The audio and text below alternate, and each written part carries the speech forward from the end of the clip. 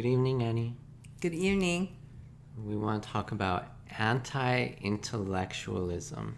I remember the first time I met you, Annie, you were so talkative and you had all of these deep topics you wanted to talk about. One of the things you talked about was that a person could make more money fixing air conditioners here than pursuing a scholarly career like philosophy or teaching. That seemed to be a very passionate topic to you. Yes, because in China, it's not about how much money you have. How you make money also matters. I feel like here in the States, as long as you have money, it's okay. People don't really care what you do, whether you're a blue collar or you're a white collar. I think there's a big difference in the status symbols. And the status symbols here are your car. Everybody will see what car you drive. And then it could also be your house. Right? So people have these status symbols that are money sinks for them. They need to spend money on these status symbols, and that's how they show their success here. Yes, but in China, say you want to date someone, if it's a girl, she would want this guy to have 3 highs. The 2 highs probably you can imagine.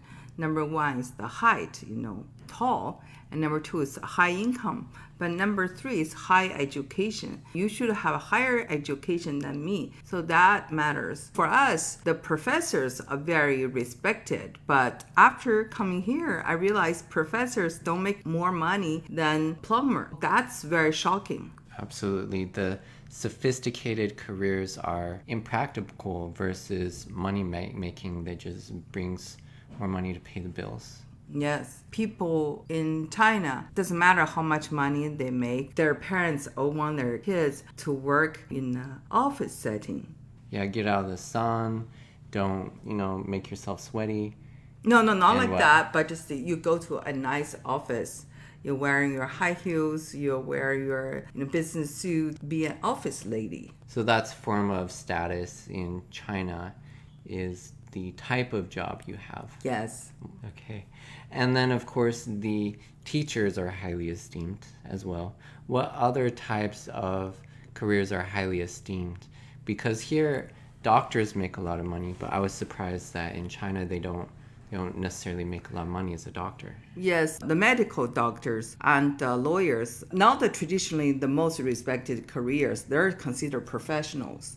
So they're like the engineers. They're all the same. In China, because the country is very big, the central government, the provincial government, if your parents work in the government, that's considered very prestigious. Especially in the government, you have certain ranking. The higher level your parents hold, the more prestigious this family will be considered. For example, there'll be bureau level, there'll be minister level, there'll be the prime minister level, the different levels. When I think of government employees here, I think of people can work on behalf of the government in office job, not necessarily as a politician, and then they get their retirement after 20 years of work. But over there, it's prestigious to work for the government even as an employee. Yes, it doesn't matter what position you hold. Once you hold that position, you hold some power, one way or the other.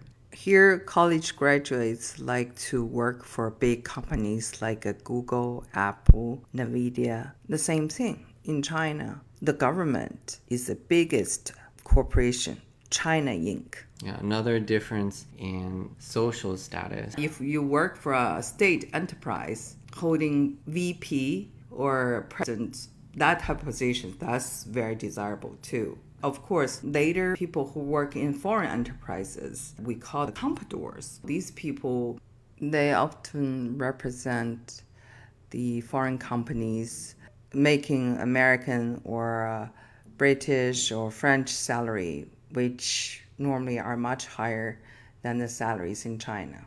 Poets, PhDs, professors, authors, painters, musicians, these people are all respected very much. They hold social status, and believe or not, TV presenters and journalists are also very respected. I told you about the Dragon Boat Festival the other day. It's to celebrate a poet. He was very patriotic, had many good ideas, but his king didn't trust him. He had to leave the royal court and eventually commit suicide when his country was taken by foreign power. I think that the anti-intellectualism pervades further than just the social status. What about the social media? I was so shocked at how you watch these Chinese social media clips, and they're very educating. And you go on Facebook, and you don't see that kind of edification in what's popping up in front of our eyes in America. Yeah, they would expect you to pay to get this knowledge. They don't want to teach you how to make money unless you pay for it. That's very true. A lot of times when you see any advertisement or you see any video about how to make money, it's I want to be your mentor and I want to charge you money to learn my secrets. In college, I studied mass communications. I find that people try to describe media like a PBS as something very boring, but it's very, very educational and useful. But of course, not about money education. I think in that sense, the Chinese social media, the media in general, have more knowledge about how to make money. They like to teach you. In America, professional wrestling, anything to do with muscles to show that you are macho, you're powerful, are respected. Football. Yeah, like football. So you drink beer, you watch these games, you have good time, but are you powerful? How does it change you? Just watch and have fun. And then that's it. That's the end of story. Very different from us. We admire people with brain. So nerds actually are very popular in China. They are very admired. People want to work for those big nerds, those tech billionaires. What about the entertainment there? Do you think that the entertainment in China is more classy or sophisticated? If you compare to the Hollywood blockbusters, all those movies, they have formula. Their goal is to make a lot of money. That's anti-intellectual on purpose. If you watch some art movies in China or in Europe, you'll see they are not geared toward big audience. They're for people who are deep, like to think. Here, people spend a lot of money on marketing. Yes. People are tired when they go home, just want something quick and fun before they go to bed. Don't want to think too hard. Yeah, so that type of mental laziness makes this anti-intellectualism have a lot of space. In other words, is that they want you to be dumb so that they can rule you. The capitalists love to see you are fed by something superficial, then don't think too much. And easy for them to make money. Yeah. It's all about maximizing profits, the capitalism. There's not necessarily a lot of focus on what's good for us as much as what makes the most money. If you don't dig, if you don't have your own small circle, the mainstream stuff is very shallow, but there are many smart Americans, very smart in their own field, but they're kind of like a sporadic. They're here and there. So you have to spend a lot of time to find these people and to learn from them. Mm-hmm. Can you give me an example? For example, we are talking about the I Ching, right? You will be amazed how many Western scholars, especially in America, just here in Texas, they're so knowledgeable about the I Ching, one of the most ancient Chinese texts. They're also doing research. They're not scholar in institution, like a professor. Just a personal interest. Yeah, anthropology department. They're just personal interest. Somebody just in Texas can do so much research on Mayan culture, and you'll be amazed how knowledgeable that person can be. The public don't know them or don't see them. Doesn't broadcast them. Because they don't own the media. So it's difficult for them to reach out to you. the national discourse is dominated by those who are rich and powerful. Yeah. So I think the whole system is that it's easier for you to get some simple information. But if you want some very serious intellectual stuff to get inspired, you can either go to school or you have to do a lot of research on your own. In that sense, maybe there are more people in China that are proud of being in an intellectual circle, and their voices are much more powerful. And for example, the writers in China, they are governmental officials. They get paid by taxpayer monies to hold certain positions. One of my friends, she's a photographer. She is such a good photographer that she won international award. And then she is in charge of this photography association. You thought it was just association, right? No, it's a real institution. It's in the minister level. She has her own driver and she goes out and she's very respected. People think of her as a minister level government official. So that says a lot about how people respect culture. I would say there are better platforms for intellectual careers or studies in China than there are here.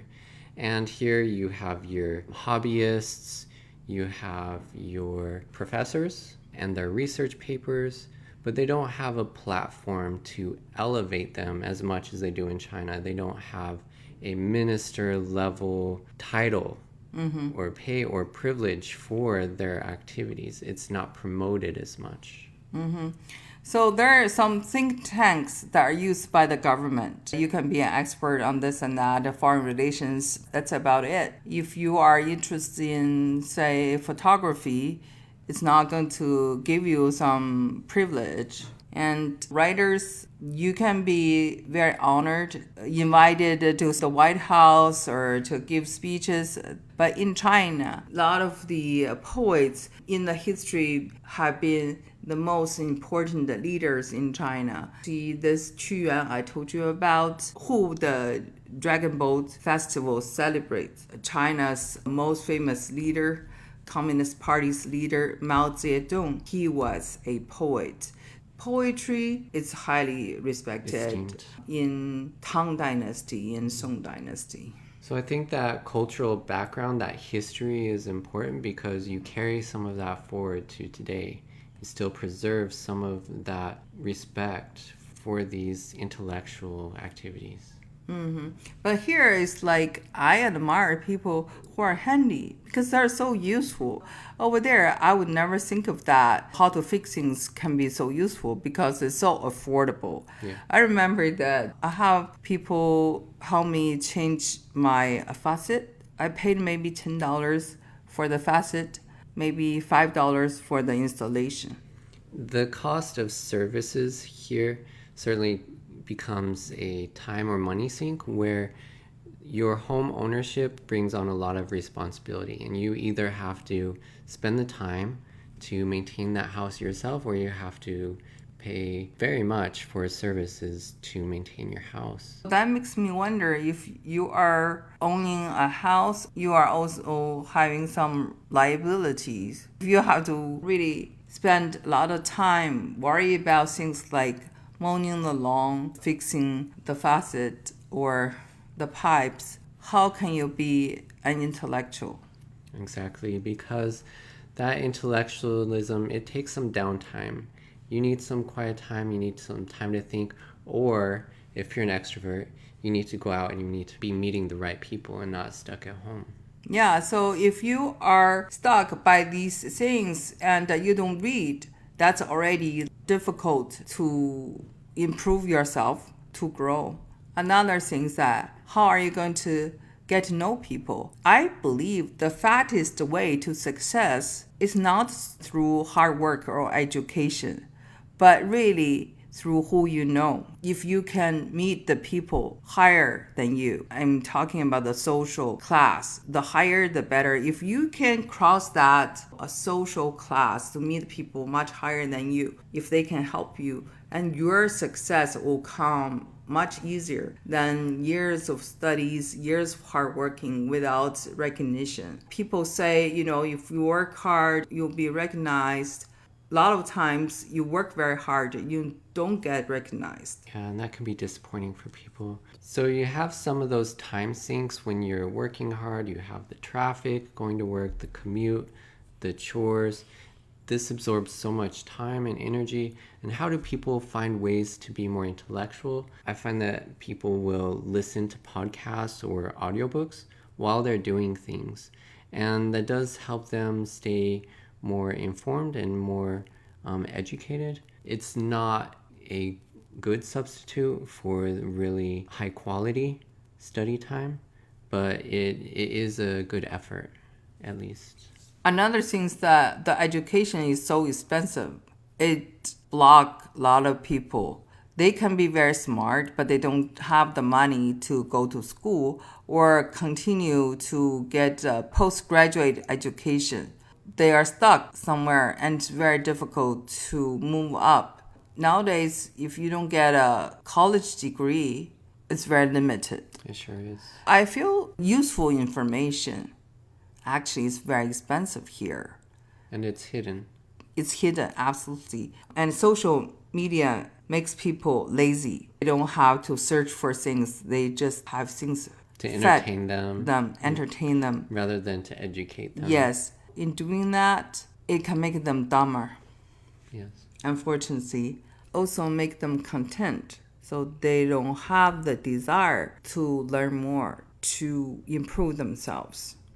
You really need to be selective about your entertainment methods and your relaxation methods. Make sure that you're improving yourself in life, that you're edifying yourself, that you're bettering yourself, and that you're not stuck in these stagnant cycles of working and relieving stress and using social media for silly entertainment. Another thing I find it is a little bit hopeless is that even some people study very hard, they are very intellectual, but they don't make a living by doing these things. They might have a manual job, but they still have profound ideas. Yeah. And their profound ideas cannot bring them to that social network. There's no such intellectual social network to invite them. But in China, if you really study these things, they can accept you. For example, pay to listen to you. And if you learn how to do sound bass, play the crystal singing bowls,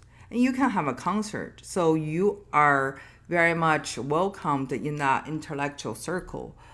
But here, I have talked to so many people. They might be truck drivers, or they might be very regular person by profession, but they have wonderful ideas. They're very talented in music, writing, in history, just used as a hobby. It does not go anywhere. This hobby does not really improve their social status. But in China, I have a friend, for example, he learned to do sand painting. He performed sand painting at one of my book launches for free. He wanted to meet people at my book launches.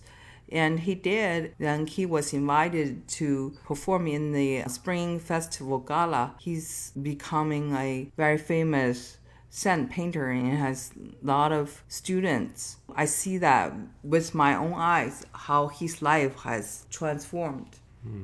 Intellectualism here, I think, has to be done out of principle. It has to be done for the enrichment of your own life in ways that your wealth or status doesn't measure. In that sense, the Chinese are more motivated to learn about philosophy, about this and that, because these things can take them to a higher social class. Yes. Whereas here, it's just topics in conversations. Yeah. Well, you can see how the Confucian background in China and in other countries like Korea has impacted the daily life and the opportunities for people in those countries. Not only is it enriching in your life to pursue intellectualism in China, but it can also be very rewarding as a career as well. Sure. My youngest son, when I asked him, what do you want to be? He said, I want to be a soccer player. And in China, kids always say, I want to be a CEO. I want to be a president. My son is a straight A student. And in China, they will take more pride of being straight A, having a sharp mind. But he tries so hard to impress others by being a good soccer player. Yes, he is a good soccer player. He's already in the national league. But eventually, I think he'll benefit more with his brain. Hopefully he'll meet some people that will benefit him later in life through his soccer playing, though. Yes. Thank you. Bye-bye. Thanks.